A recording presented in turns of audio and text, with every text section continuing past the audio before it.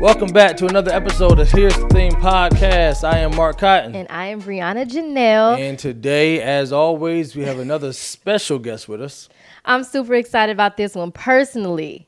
Okay, I mean, entrepreneur, mentor, author, powerful prophetic voice, and personally our friend. We like to welcome Adrian Gleaton to the show. Dre. Yeah. Hi. How you living, brother? You all right? I'm good. I'm chilling.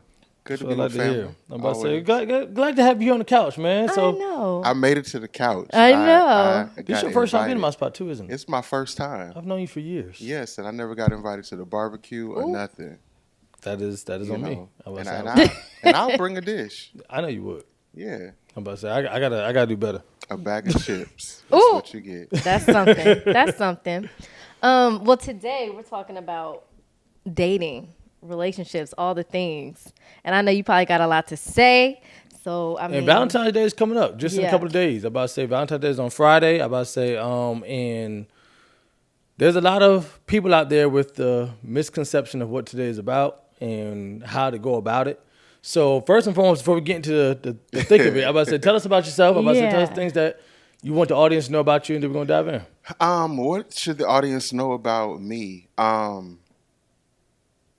Dating, yes, I'm single. Okay. Since we're talking about dating, I'm single. Okay. But I'm not settling. Oh, that's right. Ultimately, with me, I'm just a real dude. A real dude. I want people to know that when you encounter me, you're going to encounter Christ. But I like to have a good time, crack jokes, all that good stuff. It's about business and life. And I've shifted to a place in life where it's like it's important to live. Live. Like enjoy life. A couple of years ago, praying, and God took me in the scripture. Christ said, "I'll come that you may have life and have it more abundantly." Yeah. And I was challenged to identify what does abundant living look like for me. Mm-hmm.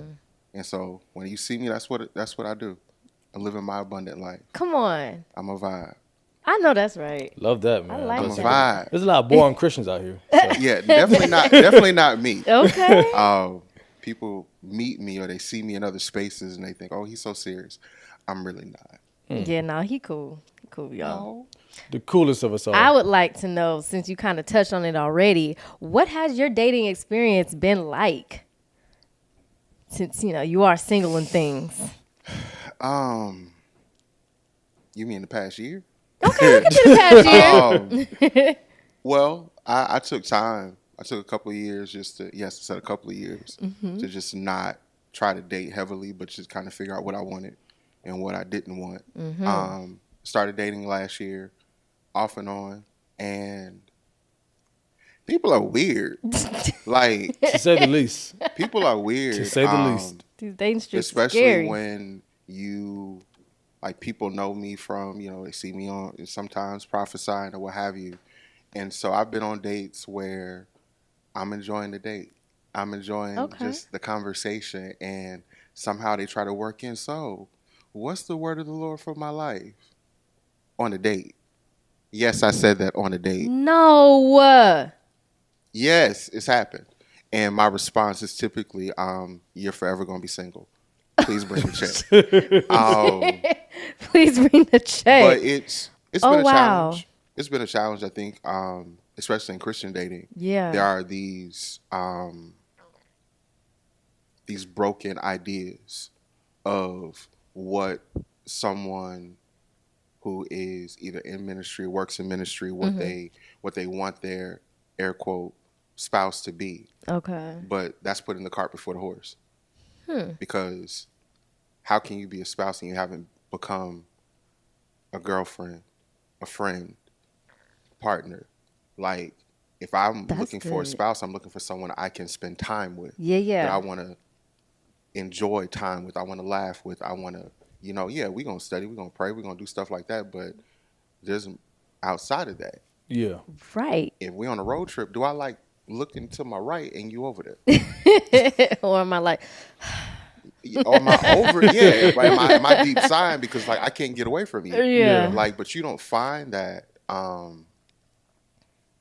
Most people don't find that at first.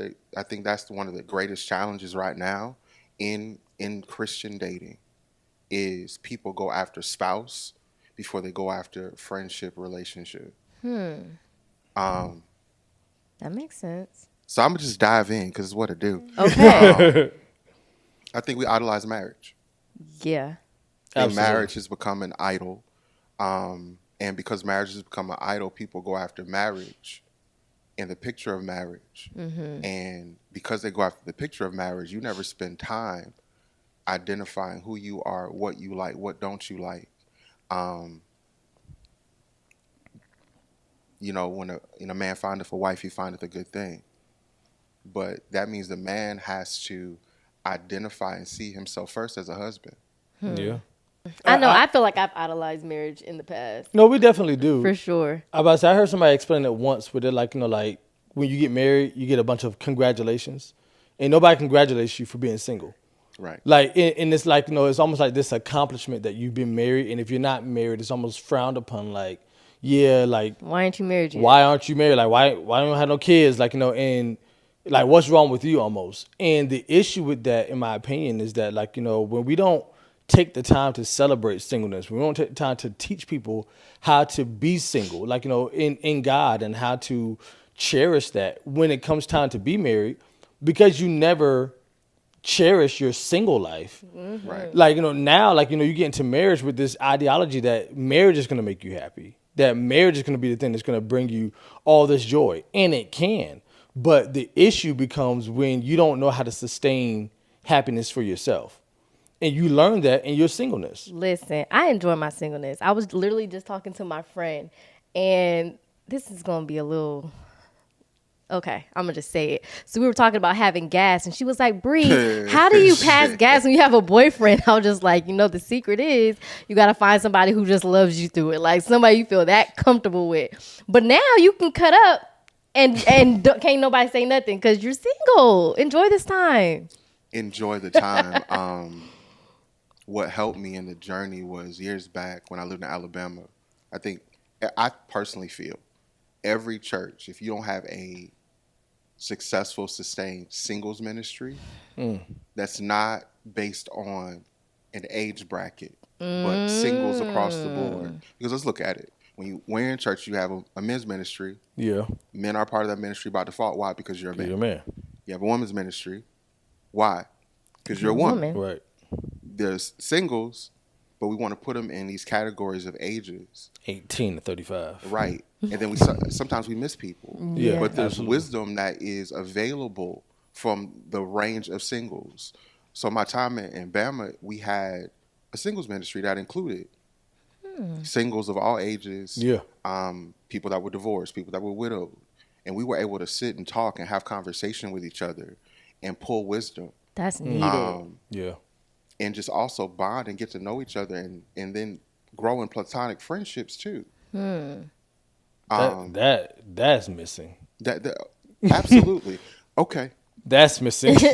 You all need to learn how to be friends.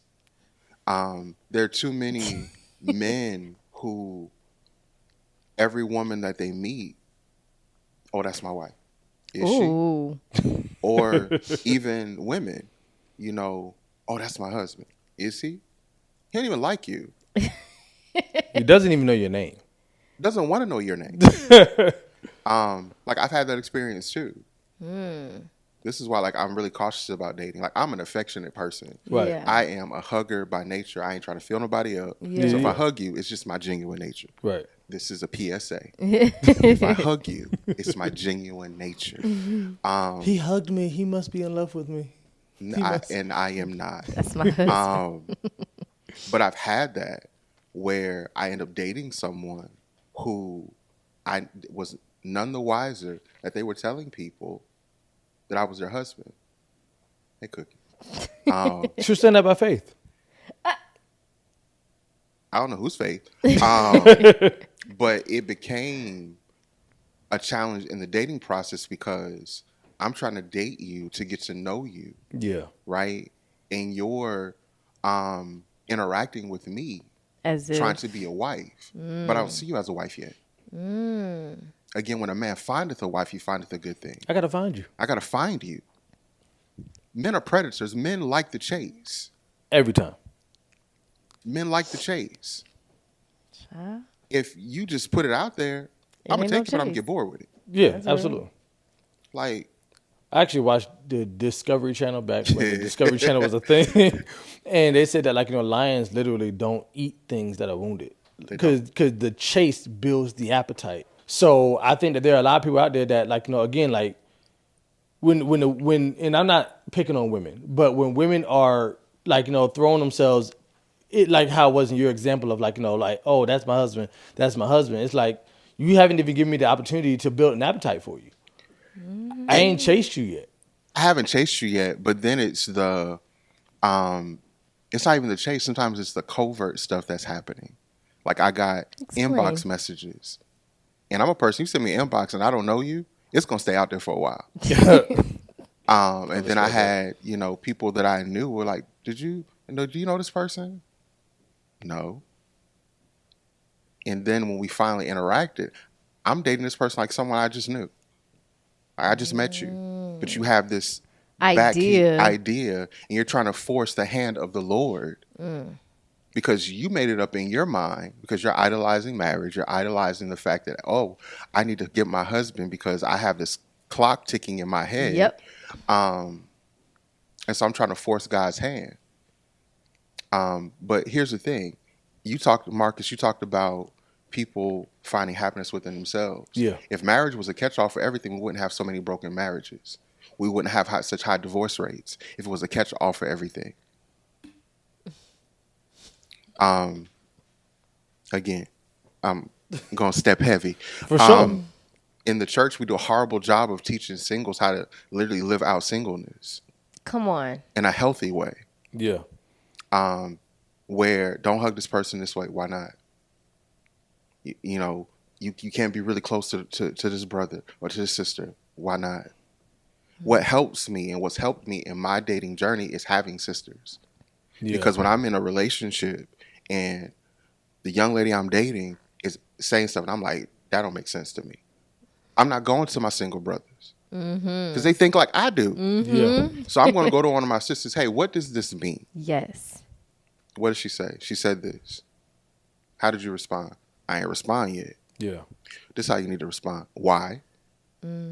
Because I need to get it from a safe space that's not trying to give me advice that's manipulative, Yeah. but can tell me, hey, no, this is what this woman means. Like I have sisters that are dating too. And they come to me, hey, bro, I have a question. Like I've been on calls with sisters who I've had to coach them on their first dates. Like, hey, these are your boundaries. That's actually really needed, though. Really Like the need for platonic friends where the line is clear. Yeah. That we are friends. Because that's where I can give you advice. That's where you can find, like you said, safety. That's where you can get a perspective that's just not yours. And I think that when you're able to handle it, and this comes with maturity. Okay. Because about to say maturity. And the reason why I say that is because when you do start dating and that platonic friend is there, they also need to understand what their role is then. Like, hey, like, Do you believe that the role changes? I believe the friends are friends, right? Okay. But I do think in platonic friendships, we're close. Like, my sisters know, and I know, like, when they start dating someone, there's going to be some shifts in our relationship because the amount of time that's available is not there, but the love is still there. The connection is still there. We still have our, not our triggers, but like our alerts Okay, yeah. of like, if I need you, yeah. hey fam, I need you. But that also has to be a space where you all have sometimes honest conversation. Yeah. Like if I spend 24/7 time with you and all of a sudden I'm dating somebody, you can't be around, fam. Because I need to focus in on her. Right. Yeah. And I don't need y'all competing. That part.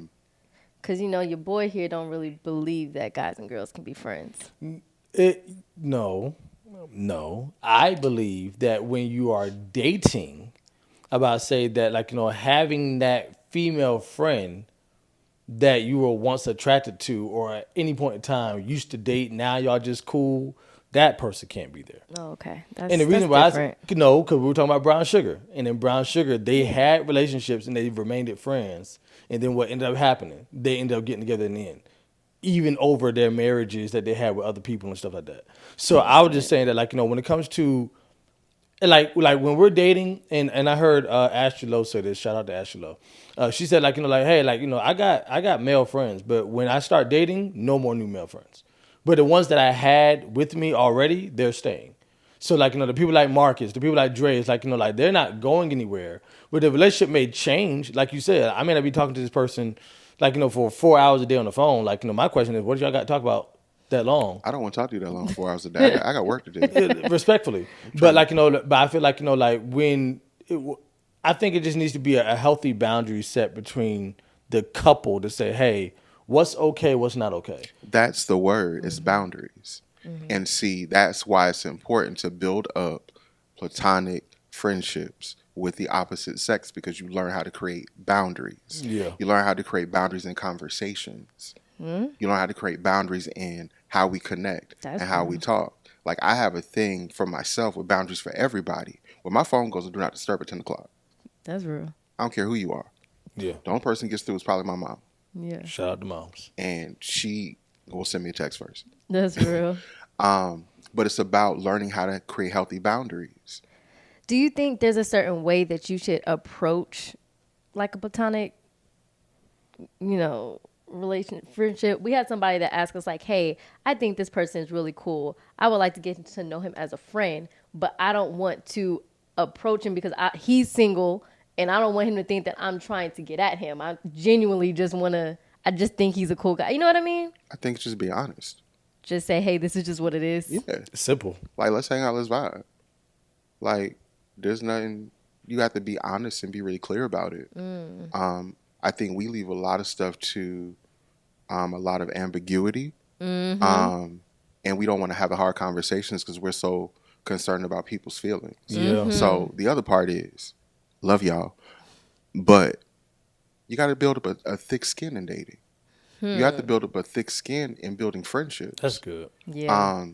Like, one of the challenges in dating, or just platonic anything, or life in general, is navigating through your own set of issues and challenges. I believe in healing and deliverance, right? I've tell people, I don't care what, friends, family, dating, or what, I'm not going to be held accountable to your rejection issues. Oh. No, it's not going to happen. He said what he said. Heard what he said. I'm not going to be held accountable to your insecurity issues. Yeah. Like, I'm not the person, for those who looking, hey, if you trying to holler. This has become a dating. This is not the balloon pop. Right. I can't stand that. Nah, but if you're someone that needs 24/7 communication from me, that's going to be a challenge. Because of, one, the job that I have, but also because of how my relationship is set up with the Lord. There are times I have to pull away and I get really silent because I'm getting downloads. There are things I have to write, things I have to pray through, things I have to really navigate in. Yeah. And I'm not going to be sitting on the phone with you staring at the camera. For what? I got other stuff to do. Now, we can talk, we can communicate, and I'm going to be an effective communicator. But it just makes me feel good if you call me and let me know everything you're doing. Why? That is an insecurity you have. Yeah. And I'm not going to submit myself to that. You need to heal that first. Yeah. Healing before you start dating. Healing before, and the thing about healing is, it's not about perfection. Yeah. It's about taking the journey. We all got something. Yeah. We all have something that we're working through. Yeah. And we can't have an unbalanced request in a relationship thing, friendship or dating, where I've dated women who the man wants me fully healed, fully whole, fully all of that. But you want me to accept you like Beyonce, flaws and all. Not fam. Yeah. Ooh. It has to be mutual. Can we talk about expectations? Sure. When it comes to just, I even being in the faith, I feel like there are certain expectations that I can personally speak to women having when it comes to, like, he needs to be financially stable. He needs to have he needs to 3 be cars. the complete package. And it's coming from, I believe, where it's just like, if you hold out, if you wait, then God will bring you like your dream guy, and it'll be worth the wait, and it'll make sense because things will just click, and you know what I mean? Like, and I just feel like I know now. That's unrealistic. I got something to say to that too, but go ahead, because she asked you. She asked me. So I think there are unrealistic expectations that exist. And you talked about holding out. But let's talk about it. Most of those who have these high expectations aren't holding out. They're testing the waters. Is that what's going on? That's what's going on. They're testing the waters. There's this idea that I'm the prize. And because I'm the prize, you have to do everything in your power to get me. Yes, men are predators. Yes, men like to chase. But men like to be chased too. Men like to know they're desired as well. Please say that a little louder for the people in the back. Men like to be chased too. Like, you ain't got to be crazy aggressive and not be a stalker. Right. Just know that you're interested. Know that you're interested. Yeah. But there's this thing where people talk about, like, what are you bringing to the table? Yes. Right? And also talking about working on yourself, right? So last year I committed myself to going back to counseling just for a variety of personal things. Yeah. And one of the things my counselor he and I talked about was just dating in general. And he made this analogy about, like, he learned that what helped him in dating was not looking for someone, what they're bringing to the table. He says, I want them to bring their table too. Oh. Like, I'm bringing what's on my table. I want you to bring what's on your table. And we push these tables together. Okay. He said, why have half of anything when you can get a whole?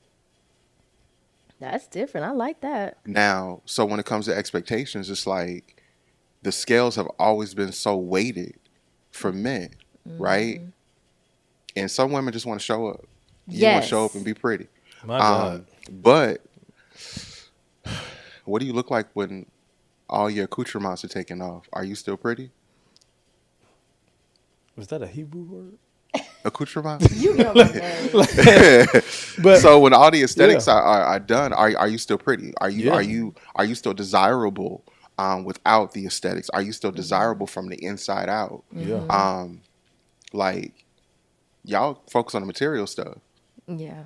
But my Bible says, seek ye first the kingdom of God and his righteousness, and all these other things will be added unto you. We don't seek the character of God enough. Like, your posture and your relationship, what helps me in my journey is knowing that before I date anybody, God, what do you want me to do? Yeah. Sometimes it's, hey, I just need you to go out there and test the waters. I need you to go out there and know that you're dateable. Right? But it's that. We focus on what everybody else has. That's where the expectations come from.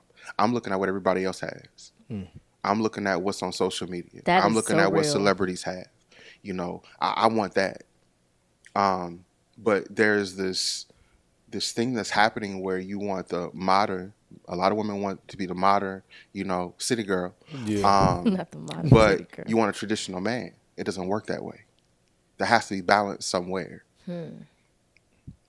I have people that feel like they don't want a project. Like, if he don't have every little thing together, then I can't be bothered. And this ain't it. And it's foolishness, because at the end of the day, God is not out here handing out completed work.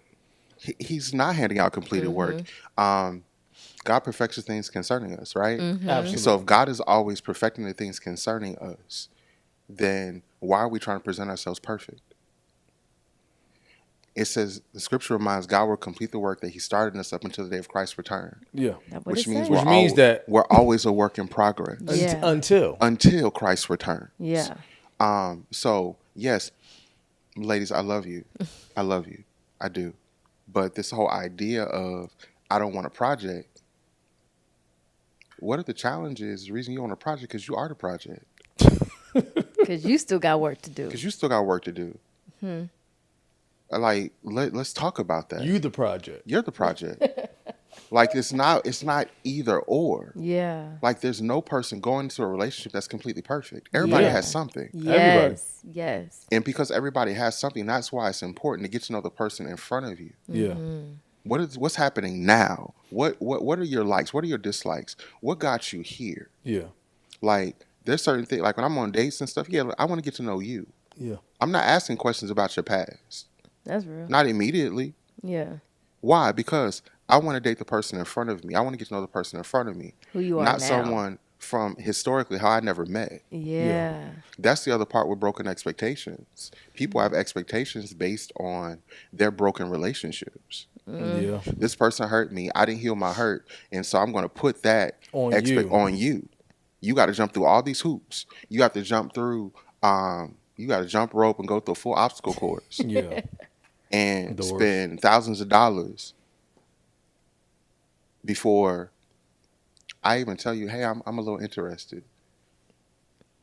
I've heard that. I've heard some stories where like women feel like you need to spend a certain amount of money, take them to a certain place on the first date, or just have all these expectations, and it blows my mind because I'm like, where is this coming from? You can't even afford to take yourself to these places that you want to be taken to, but that's your expectation. That's your expectation. Weirdos, about to say the least. But even to go back to the whole project thing, I think that the reason why God gives us projects is because God understands the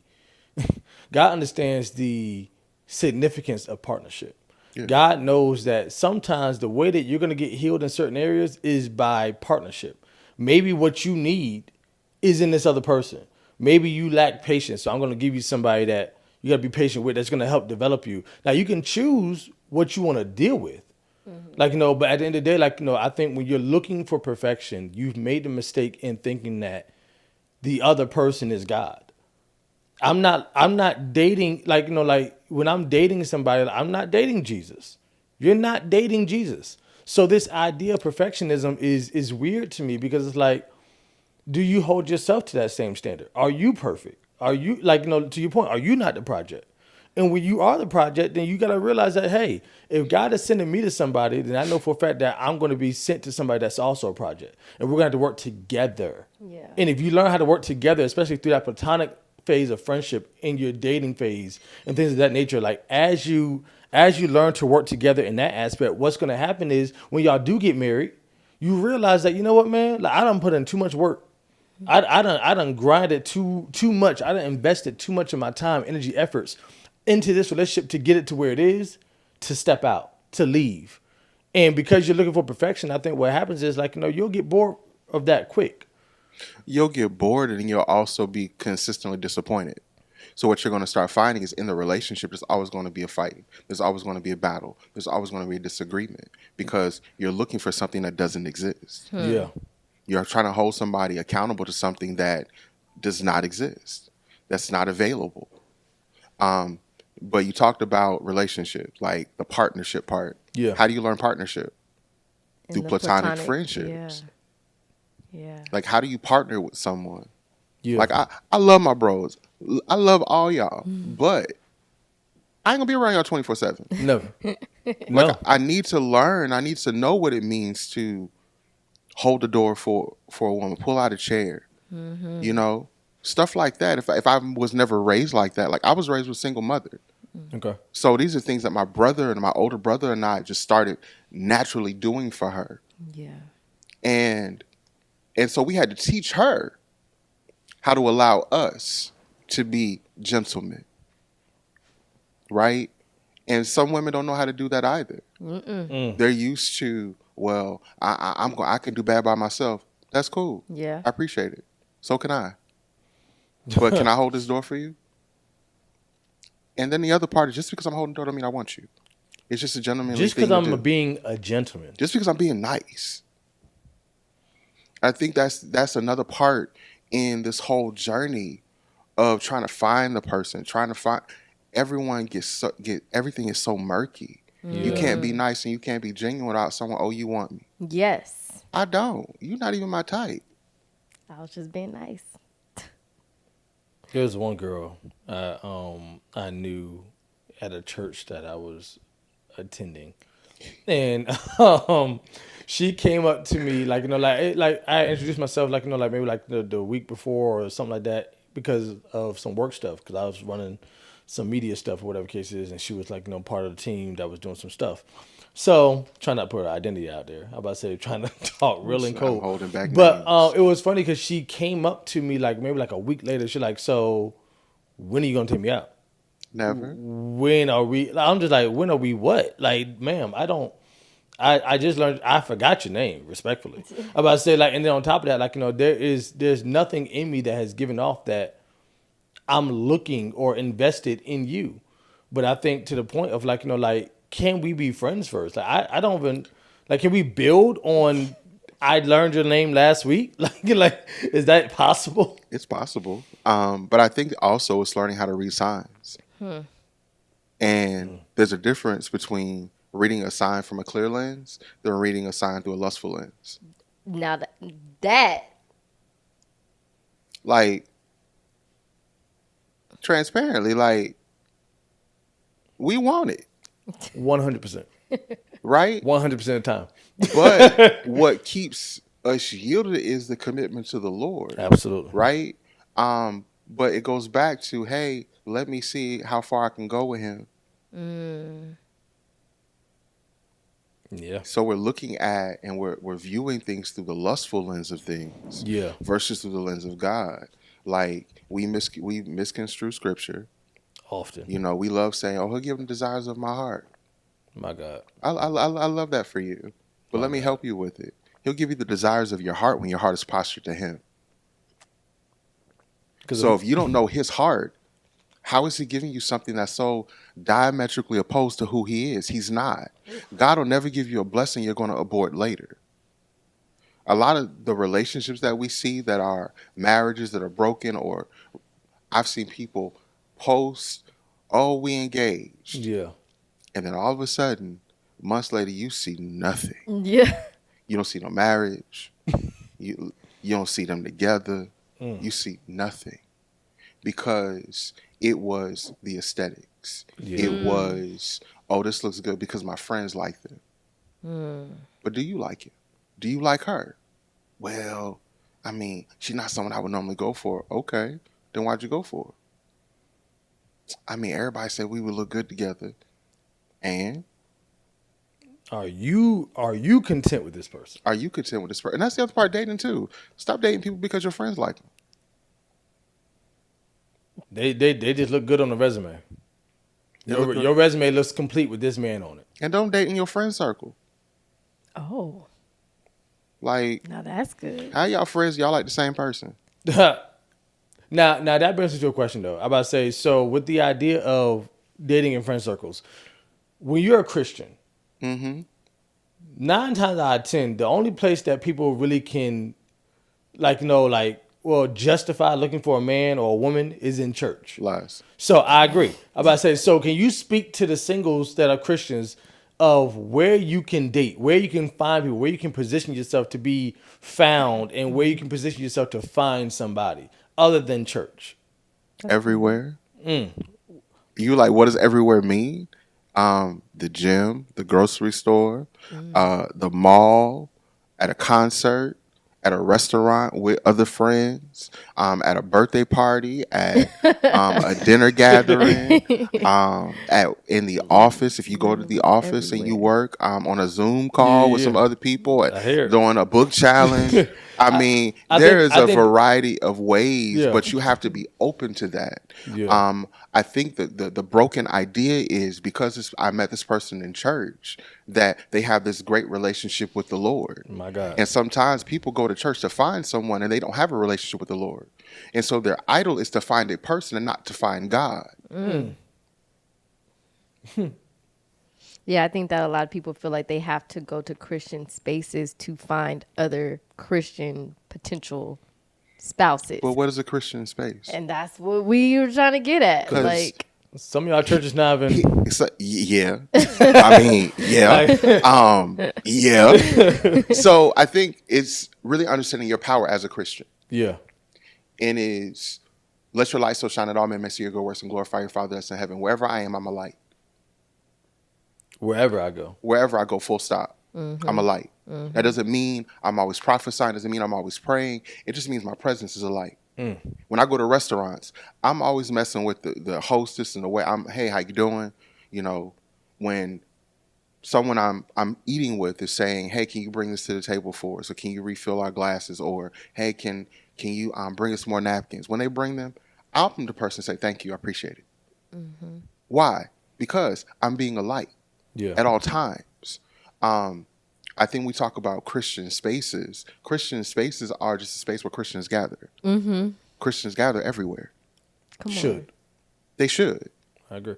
And I think the issue is that it's not so much that Christians don't gather everywhere. I think that sometimes people let down their Christian facade when they're in other atmospheres. So now it's hard to find somebody that's Christian because you're not Christian everywhere you go. So because I'm not Christian everywhere I go, I can't find no other Christians at the gym because at the gym I'm not really a Christian. But I think that goes back. Okay, so y'all know me. Yeah, keep it a bean. It's a sonship conversation. Okay.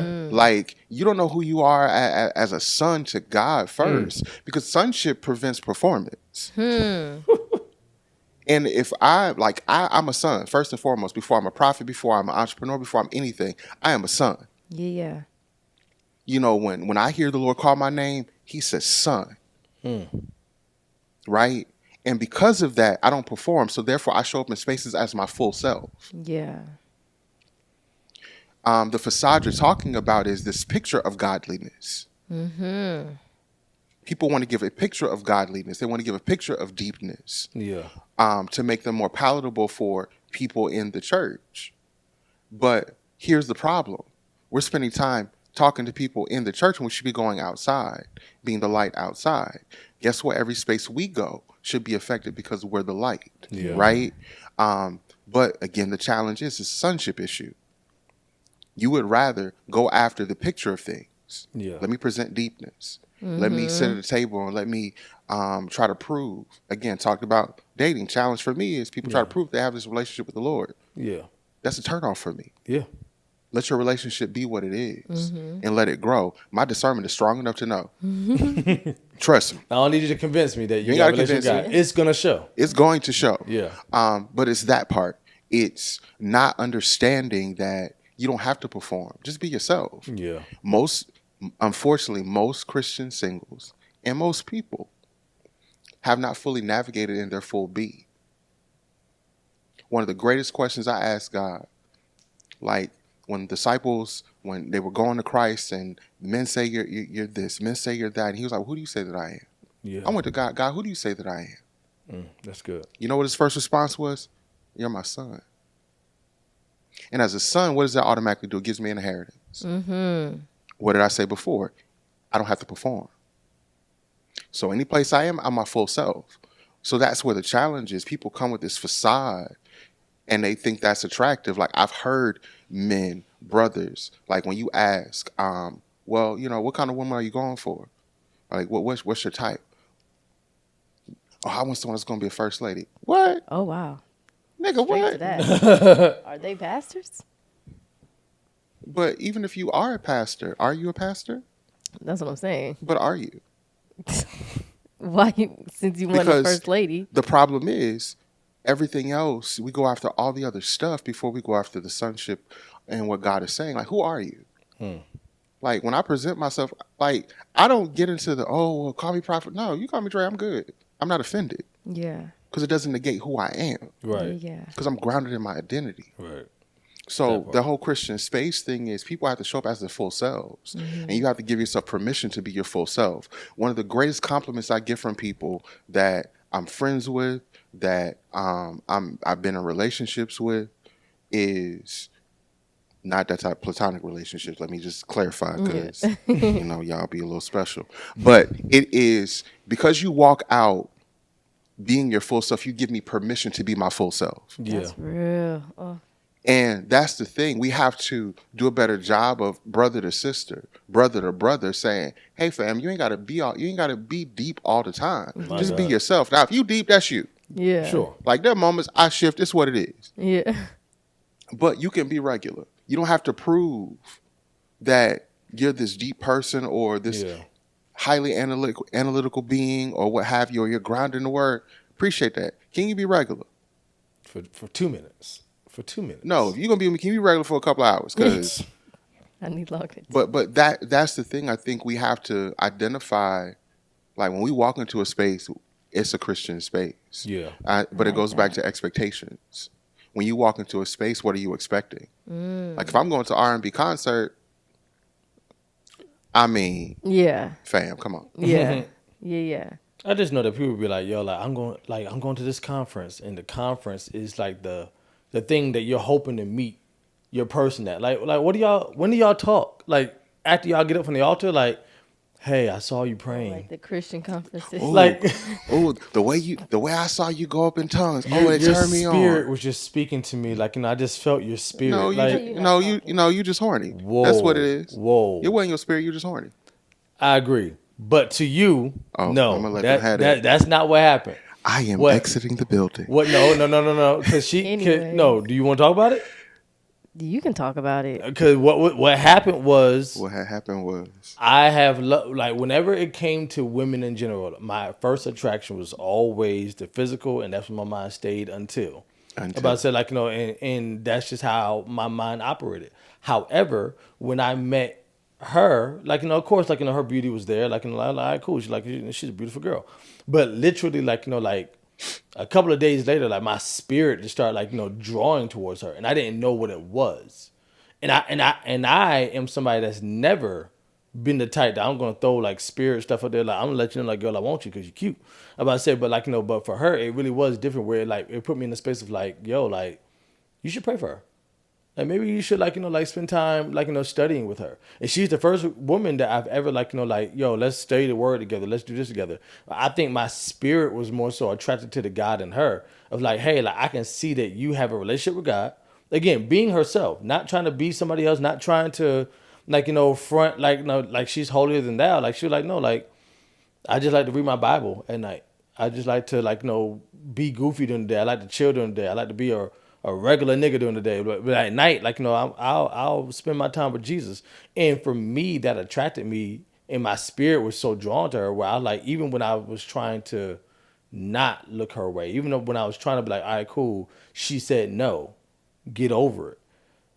I just heard God say, you should still go out with her. You should still, like, try to build on this relationship and this friendship. And that's what I did.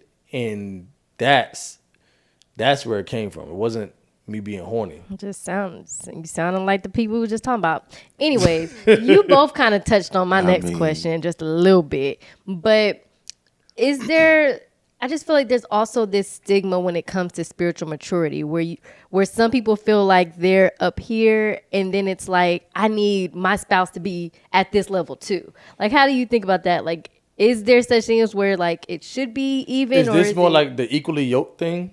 Not even equally yoked. Just, I feel like some people be really, really, really spiritual and they feel like their spouse has to be on the same level and pray 3 hours a day and like have their same type of. I am not a Muslim. Do you know what I'm saying? you know what I mean. And I love, Yeah. Assalamu alaikum. But you can't expect someone to be you. Mm-hmm. That's Simplicity. the end of it. Yeah. You can't expect someone to be you. Yeah. And if God directs you to someone that could be a new convert, could be someone that like he know the Lord, but He's still he learning. ain't with all that. Yeah. He's still, a little hood. Yeah. Like, truth be told, I'm a nigga. 100%. Like, I'm a nigga. Hey, I'm a nigga. He's a nigga. It is. And so, but I've been with God for a very long time. Yeah. I've been with God through trials, tribulations. I'm a survivor of a lot of different things. And so I can't expect someone to come into my life and be where I am because the journey is different. Mm-hmm. Their walk is different. Their experiences are different. Yeah. How they were raised are different. There's a book I read. I didn't read it this year yet, but I typically read it once a year. And it's the 4 Agreements. And the 4 Agreements talks about like being impeccable with your word and stuff like that, and other things. But one of the things I read, and it's like in the first couple of pages, it talks about how we live our lives based on how we're raised, the family we're birthed in, societal things, all of those things. So when you consider all these different factors, right, I can expect you to be me because our factors are different. I grew up in the projects in Morristown, New Jersey. If you grew up in the suburbs of Georgia, it's a different environment, fam. Yeah. Yeah. I grew up with my family selling drugs. It's a different environment, fam. Yeah. So I can't expect you to understand all of that. Yeah. Now, I do have a responsibility to be able to communicate and articulate to you, well, this is why I respond to certain things, but also goes back to my ownership of me and my healing journey. Are my responses negative in nature that it hinders me growing in a relationship and building with you? But it's so important for us to have honest conversation, to really articulate, this is how I was raised. No, you're not going to be where I am. Like, and I don't say this arrogantly, I am a prophet. God talked to me all the time. Yeah. I see a lot. I hear a lot. I feel a lot. I can't expect you to walk the prophet's journey when it's not yours. That part. And truth be told, okay, I got permit. Great. If it was up to me, up to Dre, I wouldn't want to date another prophet. Because of all the stuff that goes along with it. That's real. Because I need something that's going to balance me out. Right. That part. And it's not fair for me to want to date someone, to want to date a woman who, and I want you to be here where I am. That's not going to happen. Yeah. And I think that's where the misconception of equally yoked comes from. Is this idea that I want somebody that is just like me. And really, like you said, to balance me out, I need you to be, they say opposites attract. Like, like if I'm a prophet, I may not want another prophet. I might want a teacher. Like, I might want somebody that can just, intercede for people and, and just be kind to people. But for people to regulate their dating life based upon spiritual gifting, or and say if you're not this with me, then this is not going to work. Because God will send you somebody that understands you. Like I know somebody that they used to teach up and down that as a woman she was hey, don't get a man that's spiritually quote unquote weaker than you, or doesn't can't lead you, can't guide you, whatever case is. Which, okay, cool. The principle, I can hear a little bit of what you're trying to say, but at the core value of it, the person that was sent to her was somebody that wasn't on the same level as her, but he knew how to love people. Yeah. And her issue was she had struggles in that area. So God is not going to send you somebody that's doing the same thing that you're doing. He might send you somebody that is good at other things so they can help balance you out and teach you something that you need to know about yourself. Yeah. So let's talk relationally. Okay. And it's going to be a brother-brother relationship. Okay. So think about Moses. Okay. So Moses, we know Moses. He had stammered speech and all of that.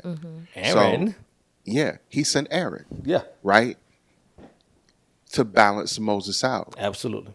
But also he sent Miriam, a sister, who heard the Lord was a worshiper too, to balance things out. Yeah. We have to understand that God will always staff our life with for people that can fill our deficiencies. Yes. Right? So if I am someone that is highly gifted in one area, I may need someone that's going to balance me out in another area. Yeah. Like the brother you're talking about, he was someone that was gifted to love. Yeah. That was a challenge she had. So the way that he loved people was teaching her how to break down the stoniness of her heart to love people. Right? Yeah. She rejected it because it wasn't something she was used to. Yeah. Because somewhere in her story, I'm just inferring. Yeah. Okay. She was taught that a man that was loving was weak. And love is one of the most powerful things you can do. This most powerful things that we have is love. Yeah. Perfect love casts out fear. Yes, it do. Love covers a multitude of sins. Come on. Like, love is a blanket over things. Love heals. Yes. Love protects, it covers. Love propels. But if I'm deficient in that area, God is going to staff my life with people who are going to teach me how to love and how to love well. Yes. And how to love responsibly. And sometimes it comes through relationship. Yeah, and let's not even be so deep about it. Sometimes it's just like, this person's a better organizer than me. So if you're looking for, again, a man that's like, oh, I need him to be super organized because I'm organized. Well, maybe your organization skills can help him out. Like, it doesn't have to always be so deep. And I feel like Christians make it so deep. Yeah, Christians I've definitely make it heard deep. a lot of women say, like, if the man can't lead me spiritually, then I can't mess with him. He has to be more spiritually mature than me if he gonna be the head of the household. I've heard a lot of different things, kind of saying the same thing, but that's kind of what made me want to ask that. And my comeback to that always is, can you be led spiritually? Because we often ask for something that we won't submit ourselves to do. I want to be led, but I don't want to submit myself to be led. I want someone to lead me, but I still want to have my own way. Well, we should do it this way, but are you allowing me to lead? Well, I have my opinion. Okay, that's cool. Appreciate your opinion. Appreciate it. I hear you. Grateful. But this is what we're going to do. Well, I want to do it this way. Then you don't want to be led. Because all that sounds good. And the reason it sounds good is because, again, going back to the church, I love the Lord's church, but we do a horrible job of teaching singles how to walk out their singleness. We teach singles how to be married. And wonder why we rush to it. We teach singles how to be married. We don't teach singles how to walk out singleness. We don't teach singleness that the most beautiful thing you can do as a single is to live. Go travel. Spend time, like, do all the things you want to do in a safe way. Yes. Safe. Do all the things you want to do, because when you become married with someone, you have to consider that person. You're no longer a singular being. Yeah. You have to consider somebody else. But the church does a horrible job. Do you think that there's a difference between Christian dating and worldly dating? I think there can be a difference. I think one of the differences between like Christian dating and worldly dating is the sex part of it. Okay, yeah, that is Like, usually a It is promoted. Test the waters. yes. Yeah, It's it promoted. Like, Go have hey, fun. Go have fun. How you Like- gonna get married and you don't know What you if like. it's gonna be good? Right. I think that's the other part. I think with Christian dating, the layer that we have in there is all the spiritual detriments that come with having sex prematurely. Yeah. Yeah. Like, I think it's easier for someone that is a virgin who's never had sex to date and find their spouse yeah. than it is for someone who has had sex and is trying to date and find their spouse. That's Because you true. have some people who have had sex, but they haven't dealt with their lustful spirit. And so lust seeps off of them. Like, you walk into a room and lust just seeps off of you. It comes out in your interactions, how you talk to people, how you communicate with people. It dictates who you talk to. It dictates who you talk to. Also, when you're in front of them, how you're communicating. how you and fix your hair. Sometimes it's like Body language. It will control you if you don't learn to control it. Like that, and this is why, like, it's lust of the flesh, lust of the eyes, pride of life. It's like these things are such a stronghold on us as people, and we don't really recognize how it really affects us, because it literally, like you said, it will make you look at somebody and be like, I'm not gonna talk to them because my lust isn't attracted to them. Right. My lust hasn't ignited for that person, so we got to deal with that. You have to deal with it. But also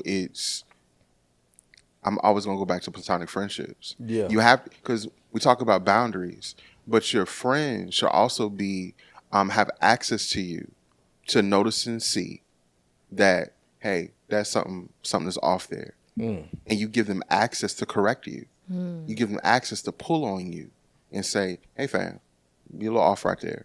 Like, I firmly believe accountability is only as good as the level of access you give people to you. That's Like, if you're my friend, you're my brother, you're my sister. If you see something a little off, come here. Like, come get me. Pull me to the side. You have yeah. permission. Come get me. Yeah. But what I've noticed in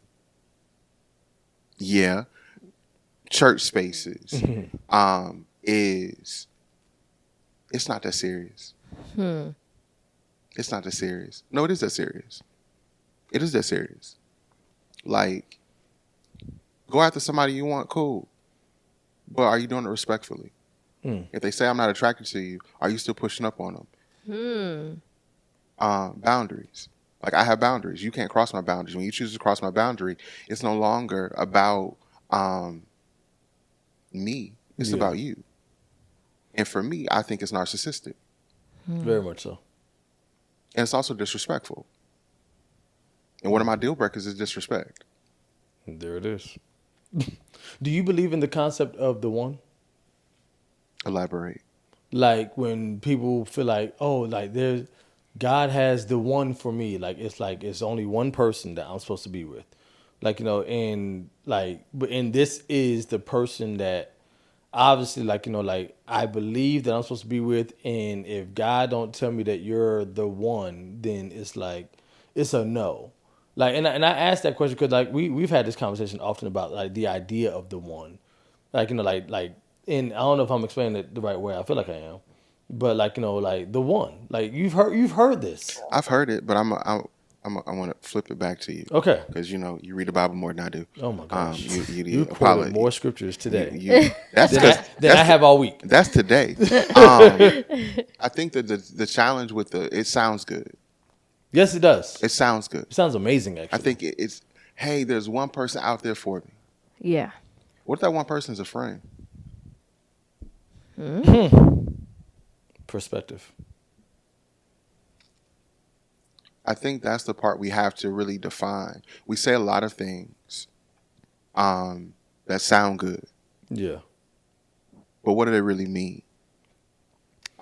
Because the one for you, that could be a good friend. That one, Cookie, we going to fight today.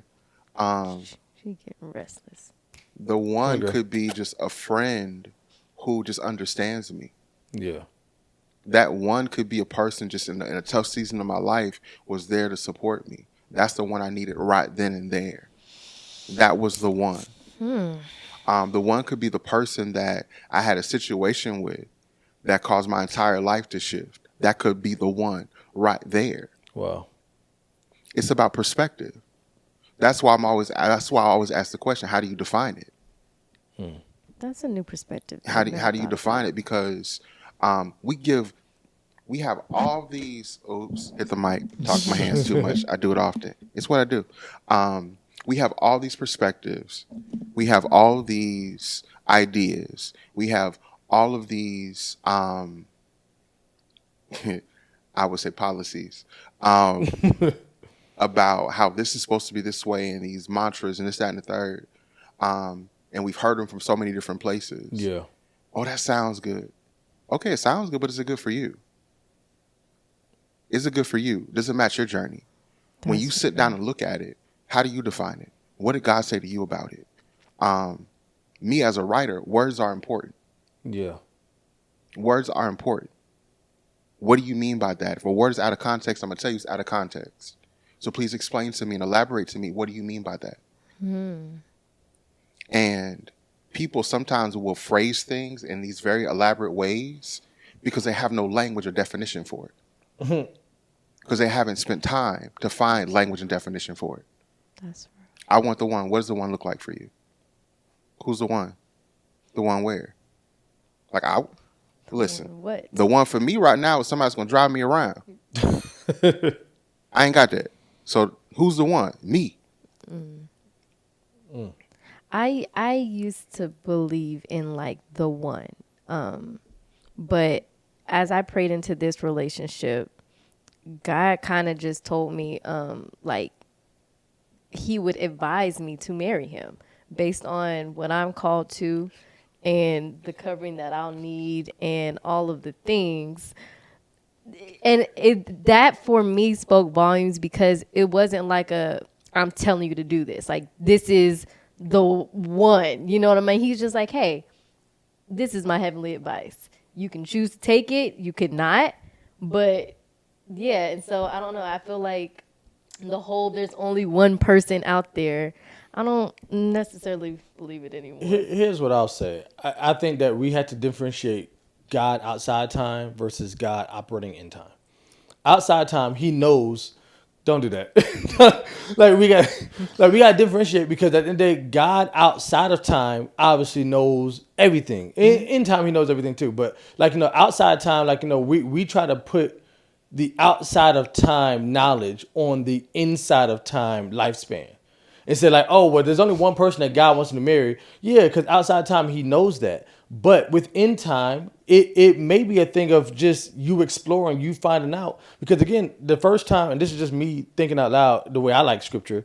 So the Bible says that when God created Eve for Adam, what ends up happening is the first time something goes wrong, Adam says, it was the woman that you gave me. The woman that you gave me, God. So God said, oh, I'm the problem. Say that. From now on. But you can't say that to me and have me not leap, because here's the problem. Go for it. Here's the problem. The fact that they had new knowledge and new understanding, right? That's when their identities became separated. Because here's the thing. We've talked about who told you that, right? Yes. So Genesis 3:9. Right. Where are you? Who told you? So God asked, they said it was a appointed time, we know in the scripture, where God would meet Adam in the cool of the day. He's walking through, his voice is walking in the garden. Yes. It's a whole nother word. Adam, where are you? But when Eve was made out of Adam's rib, bone of my bone, flesh of my flesh, they became one. Yeah. So, again, it's in my mind, my thoughts. Don't fight me. But I believe that every time that God met Adam in the morning in the cool of the day, Eve was there too. Yes. Because they became one. I agree. So the moment where their knowledge is now here, we're now separate beings. That's what blame is birthed. Mm-hmm. Because before he didn't care. It's really understanding he blamed her because he had new knowledge then. Yeah. And that's the other part. When we're none the wiser, who are we blaming? Nobody. Yeah. We're accepting things for what it is. But the one is, I think it's relative to your experience. Yeah. You have to define it for yourself. Also pressing into God, like, God, who is the one for me? What does the one look like for me? And most times, most people won't do that. Yeah. They want the one that is going to do all the physical things. Pay the bills. Yeah. Make me feel good. Y'all know what I mean. But there's no discussion about character. Never. Like, you ask someone, what type of, man you like, what type of woman do you like? The first thing they're going to go off with is all the outside stuff. Mm-hmm. Beauty fades. Every time. Like, I firmly believe God's going to give me somebody I like and I'm attracted to. Yeah. Because knows what you need. He knows what I need. Hear me. He knows what I need. But when beauty fades, when we get older, do I like your company? Yeah. Do I feel comfortable with you? When I've poured out from a ministry space, do I feel safe with you? To let down my guards. Yeah. To lay my head in your lap and sleep. Important. Do I trust you to cook for me? Important. Can you cook? Important. Importante. Because even I'm, again, no scrub. We talked about it before we started, but I cook myself. Yeah. But it's those things. Like, what are the things that are important to you in the one? Yeah. And that's why, again, it's like when I think about all that, I just think about God's character. Right. And for anybody out there, this is just, I have scripture to support my theory. For people out there that believe that there is one person out there that God, said, this person is going to be your husband, 2 points, or your wife, 2 points. One, if you marry the wrong person because you have free will, is that marriage now in sin because that wasn't the one that God told you to be with? So at that point in time, you got to question all that. But then on top of that, my thing is that if he says to choose me. Or better yet, what if they never questioned God to be with that person anyway? Go ahead, continue. That part. Sorry. No. It just, continue. Good, great tidbit. At the end of the day, if God makes you, God allows you to choose him. Salvation is not forced upon you. It's not. A relationship with God is not forced upon you. He wants you to choose him. What makes you think that God is going to say, I want you to pick me, but I'm going to force you to be with this person? That's not his character. Yeah. His character is, hey man, even when you read and again, man, I'm not trying to be deep. When you read Genesis, the Bible says that Adam was looking for companionship among the animals and stuff that were there. And then that's when God said, hey man, it's just not good for man to be alone. He was looking for companionship. He wasn't looking for a wife. He wasn't looking for someone to warm his bed. The definition of companionship right now. I gave it to you in the beginning, which is someone I enjoy spending time with. Someone I feel safe with, that I can laugh with, that I can joke with. Someone I can look over and like, you know what, I like you being around. You couldn't do that with the cows. Can't do it with the cows. Absolutely not. You're like, no. No. So let me ask you a question, man. So Valentine's Day is approaching. You are single. Yes. We talked a lot about, we've been talking about singleness a lot anyway. But, what advice do you have for that person that dreads this day every year, that has no companion that they want to kick it with or whatever the case is? What are some suggestions that you have for them coming up for this Friday? So I would say if you have other single friends, right, get together, hang out. Yeah. What would be dope is if you got other single brothers, y'all plan, put your clothes on, get your suits out, be dressed, book a restaurant, go someplace. Go out. And just go out and vibe and have fun, right? To the ladies, same thing. Or better yet, if you have platonic friends, hey, 4 brothers, you invite a platonic female friend that you have that's single, and y'all all go out together. Not for dating, but just to have a good time. That's a good idea. Just to have a good time. I like just that. Just the vibe. Yeah. But also, I would say not to dread the day. It's a day. Right. It's a day. I know I used to call it Single Awareness Day. For a long time, like, oh, here we go, Single Awareness Day. It's because it's a reminder, oh, you single. Nah, but guess what? Because I've seen people in relationship. I've seen people married. I've seen people in divorce. I've seen people, again, post there, oh, I love this person, and the next day, they can't stand each other. They fighting on social media. Yeah. So I celebrate the fact that I have some freedom. I like that. I don't have pressure about having to buy gifts to nobody. I have to have none of that. I respect But I even have a challenge with the way we even perceive Valentine's Day. Because I believe if you're in love with someone and you love that person, Valentine's Day should be every day. Ooh, I like that. And they're small. It doesn't always mean it has to be a big gift or a grand gift. Right. It could be a post-it note. Hey, baby, I'm thinking about you. Yeah. Now, that doesn't mean that you go and ignore Friday because every day was Valentine's Day. Don't let your woman be the one woman that doesn't get a gift on Valentine's Day because you showed her your love on the 13th and 12th and the 11th. But what he's saying is true about the idea of if you are loving properly, if you are loving, because love is supposed to be consistent. If God is love, God is consistent. God is consistent. So my love should be consistent in spite of what you do to me, in spite of what I've done to you, in spite of any argument that we might have had. Because people like to stop love, turn the faucet of love off the minute things go awry. Right. I'm about to say, God doesn't do that to you. No. So why are we doing that to the person that we quote unquote love? Especially on a day like Valentine's Day. Right. I just think, at the end of the day, it's a day. If you're a single person, then enjoy the day for you. Whatever that looks like for you. Yeah. Love on yourself. How about that? That's good. Love on yourself. That's people have a hard time doing that. Mm-hmm. How can you expect somebody to love you? Then here's the thing. Yeah. This actual day was never meant for Christians anyway. It's a Hot take. Like you Christians Valentine's celebrating Day that was really a pagan holiday. Yeah.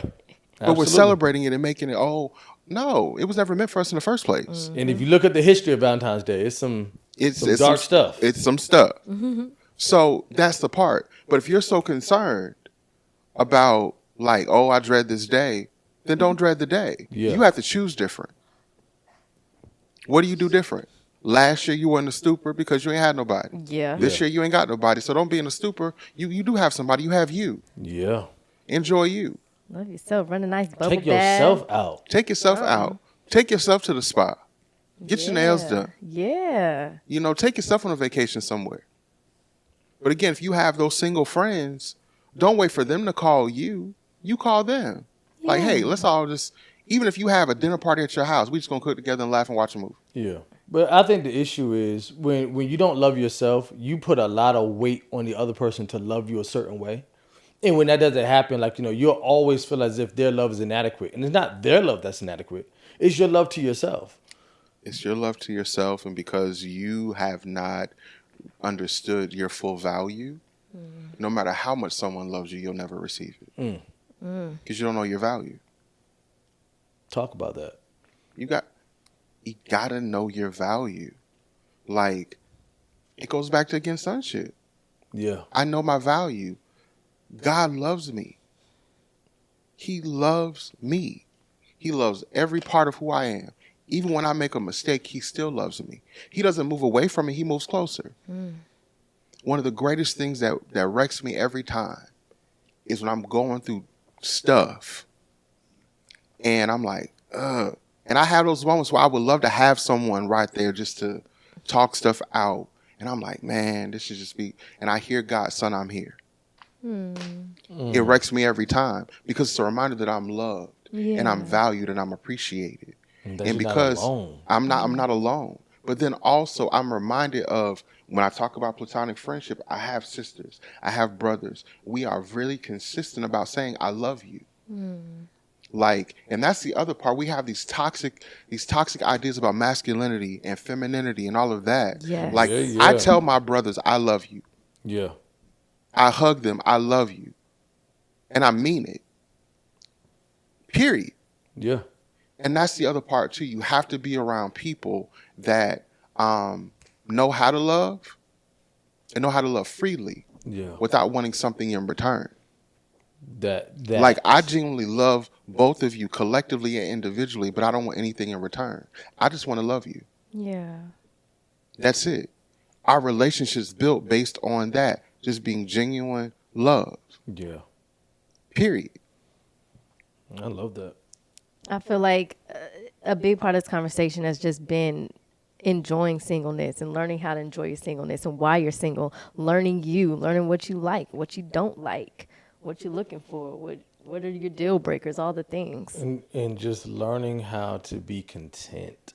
You are loved. You're enough. And just embracing just where you are in your journey. Because, and I think that also, and I'll say this, I think also to make marriage the end goal, to make marriage the ultimate, reward, it may not come. And if you are learning to love yourself and be content with who you are, then you will be okay. And I think that's definitely going back to the point that you made in the beginning, that how we idolize it, is that if this thing doesn't happen, then life was a failure. You got to make marriage the end goal for you, not the end goal for other people. Yeah. If you're going after marriage because it's going to make mama feel good, it's going to make daddy feel good, it's going to make your sisters feel good, but it's not what you want, that marriage is never going to be successful. You're always going to have resentment in that marriage. So if marriage is going to be the goal, make sure it's the goal you have for you. Yeah. That's good. What does God have for you? What is that goal for you? What does marriage look like for you? Is that your goal? That's good. Is that your goal? Okay. So for those of you singles who may be on a date on Valentine's Day or dating, when you go on a date, go to enjoy the date. Like, go to enjoy the date. Get to know the person. Don't plan your wedding. Don't talk about how many kids you're gonna have, what the house gonna look like, where you're gonna live in the country or in the world. Literally enjoy the date. Period. Enjoy the date and have some boundaries. Yeah. Enjoy Happy Valentine's Day. Happy Valentine's Day. That's We usually end the pod by asking, our guests to just kind of tell God's people what they need to hear. But before we get in that, oh God. I just kind of feel like you should just tell people what you're looking for. What am I looking in a for? partner right in now. a partner right Hot now? take. What is Here. Dre? Hot Dre take. is single, y'all. What Okay, is he hold looking on. Let me grab the Exactly. mic. Let me grab the mic and hold it. I think if you watch the whole podcast, you'll hear. I'll start with, I'm not even going to talk about aesthetics because if I'm not attracted to you, hey, it's not going to happen. But character, be someone of impeccable character, someone that can have a conversation, someone that's intelligent. And I say that, not that people aren't intelligent, but I don't always talk about church. I watch documentaries and all of that. So, also someone that enjoys the arts, all kinds of arts. And then be a little goofy because I'm really silly. And then be one that's not so concerned about what everybody else has to say. Not going to insert, a certain word, but I always say, and then people. Because what I realize is when you live your life based on what everybody else wants, you'll never be happy. Yeah. And then you have to have a high level of emotional intelligence to deal with me. That's it. Real simple. A little short list. Short list. I hope it short. I'm about to say I'm gonna make sure that we put his at name on Instagram and TikTok and all the things right by his name. I'm about to say all his personal information. Like you can add now. If I don't reply, don't roll up on me. Send them emails. I'm about to say put your resume in. I got sisters who fight, just so you know. That part. So what is it that you feel like people need to hear? First thing is, one, you're loved. You're loved, you're valued, you're appreciated. And above that, knowing that and with everything that's going on in the world right now, is God is completely sovereign. There's nothing that's catching him off guard. There's nothing that is going to blindside him by anything. Knowing God's sovereignty, he's teaching many of us how to press back in to where he is. He's doing a reintroduction of who he is to many of us. That's through prayer. That's through study. And the reason it's important to have a reintroduction to the Lord is because you begin to understand that God wants us to know our power and our authority in the earth through him. Also, God's not going to hold any good thing back from you. That's his promise.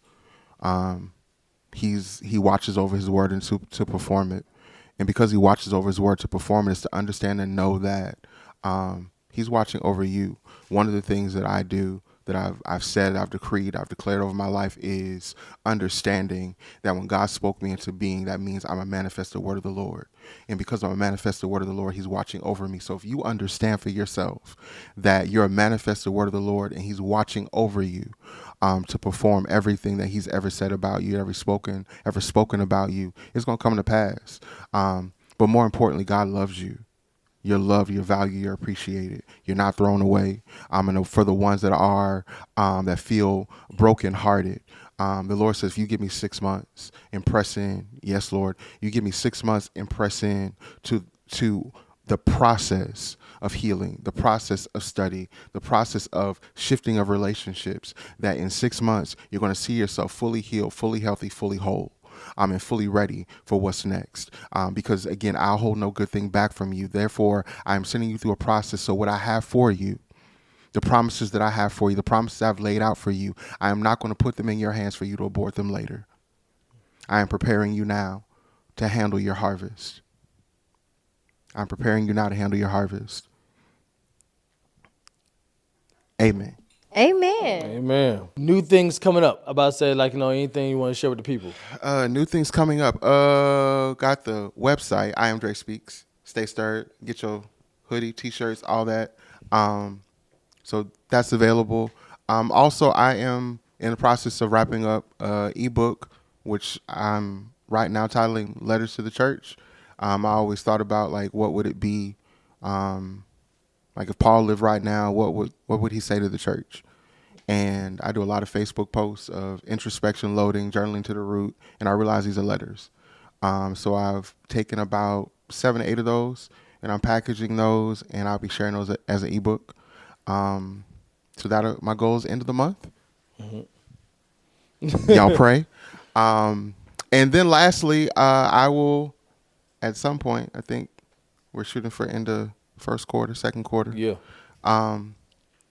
Well, you'll see me doing this of my own. Podcast. So, podcast will be coming, and more to come. But that's me. That's what I got right now. Stay tuned. Yep. I Am Dre Speaks. That's who I am. IamDreSpeaks.com. IamDreSpeaks.com is the website. And that's my Instagram handle too. I Am Dre Speaks. And he might not say it, but I'm going to say it for him. If you stay stirred, you'll always be lit. And on that note. Hey, man. We appreciate y'all rocking with us for this episode of His Thing Podcast. Be sure to like, share, subscribe, comment. Let us know what you were thinking about this podcast. Until next time. Bye.